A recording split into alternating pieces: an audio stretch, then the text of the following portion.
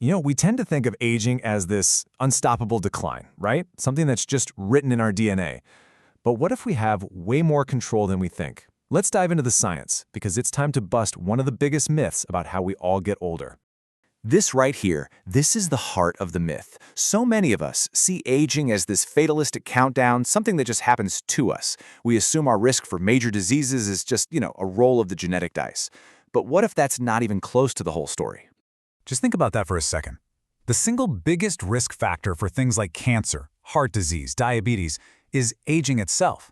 And the latest science is showing us that the rate at which we age isn't set in stone. Not at all. It's something we can actually influence. This is all about taking back control over your own health.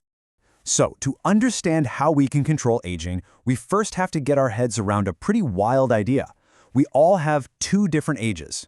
And trust me, the number you celebrate every year, that's not the one that really matters for your health. Okay, so on one side, you've got your chronological age. Super simple, right? It's just how many years you've been on the planet. It's fixed. But on the other side, you have your biological age. And this is where it gets interesting. This reflects the actual health of your cells and your tissues. It's flexible, and it's what really predicts your risk for disease.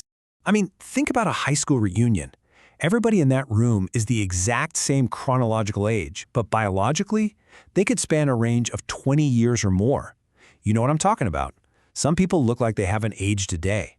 The real question is, how do you become one of those slow agers? And here's the thing. This isn't just about looking in the mirror and guessing anymore. Scientists can now put a concrete number on your biological age. This gives us an incredibly powerful tool to understand and actually track our own health journey. So, there are 2 main ways to measure this. First, there's something called phenotypic age, which gives you the big picture of your body's systems. And second, there's epigenetic age, which is more of a deep dive into the very operating system of your cells. Let's start with phenotypic age. Now, this might sound complicated, but it's actually based on data you probably already have.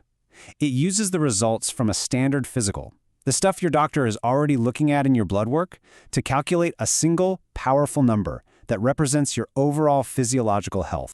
And here is the absolute best part. It's incredibly accessible. It pulls together all this info about your organs, your metabolism, your inflammation levels, all into one score. And as you can see, there are literally free online calculators where you can plug in your lab results and find out your phenotypic age right now. It's amazing. Now for the deep dive. If your DNA is the hardware in a computer, your epigenome is the software. It's the operating system that tells your genes what to do. The epigenetic clock measures changes to this software, these little chemical tags on your DNA that get rearranged as we get older. So, why does this matter? Well, this isn't just some abstract number for scientists. The rate of change in your epigenome is directly tied to your risk for the major diseases we all worry about. It's a seriously powerful predictor of your future health. Okay, so we can measure it. Big deal, right? The real question, the million-dollar question, is can we change it? And the answer is a huge, resounding yes. This is where we stop just understanding our biological age and start actively taking control of it. So how does this even work? Well, a key principle is something called hormesis. It's basically the scientific version of that old saying, what doesn't kill you makes you stronger. By introducing these mild, manageable stressors, we actually kick our body's defense and repair systems into high gear, making our cells tougher and slowing down that aging process. So what are these mild stressors? They're the levers you can pull every single day. Things like fasting or a good workout trigger those repair pathways. And look, it's not about some extreme, crazy biohacking. It's about mastering the fundamentals of what, when, and how much you eat, and then combining that with the classics: exercise, good sleep, and managing stress. These are the tools that directly turn back your biological clock. So what's the end game here? What are we really trying to achieve with all this?